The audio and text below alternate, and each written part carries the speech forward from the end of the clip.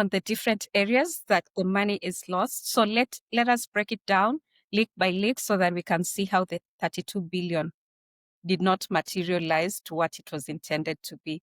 So we will start with the payroll trap. So the county employs about 16,000 staff. I think I've mentioned that before.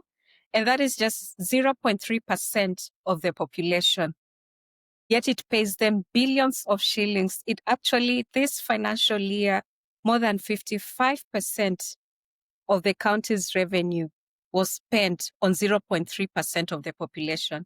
When we speak about opportunity costs, what does Nairobi actually lose by taking 55% of its revenue and putting on 0.3% of the population of Nairobi? So this is a great question. So, when I speak to Kenyans about this issue, there's often confusion because people say, do you not want people to have jobs?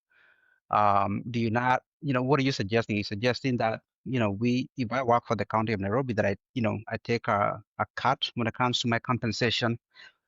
So it's often a confusing question. So let's just try to put some context around it, just so we're all on the same page in terms of everything that we're going to discuss, right? The entire point of government is to serve citizens. So if you are the governor of the county of Nairobi, you have one mandate, and that is to serve the people that live in Nairobi, right? So Nairobi is obviously the biggest county that we have. It's got 4.6 million people that live in that city. It's got 16,000 employees. And it has a budget last year in 2023-2024, 33 billion. So that 33 billion is supposed to be used to serve these citizens in terms of making sure there's infrastructure, making sure there's water, making sure that there is electricity, making sure that there are, medical care facilities, right? So that budget is supposed to serve these citizens. And so when you look at how much is spent on, for example, compensation versus something else, the entire point of that analysis is to say, are we actually using these funds in the way that they intended to, right?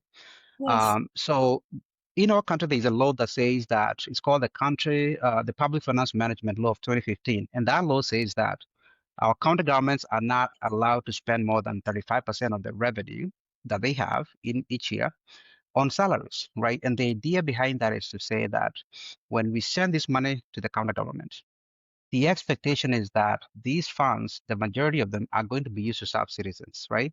So we say that we don't want you to spend more than 35% on yourself, right? As opposed to serving a citizen.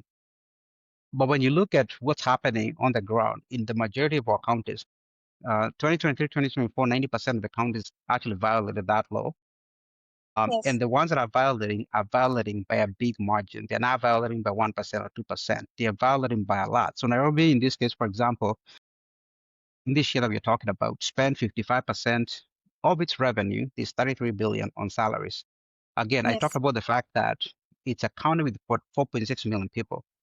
It has 16,000 employees, which is about 0.3% of the population. So when you spend 55% of your revenue against the law, which says that the maximum allowed is 35%, that 20% difference makes all the difference because, if you're watching this from home, you can do the math, right? 35% of 33 billion versus 55%, that leads to 6.7 billion being diverted from serving you as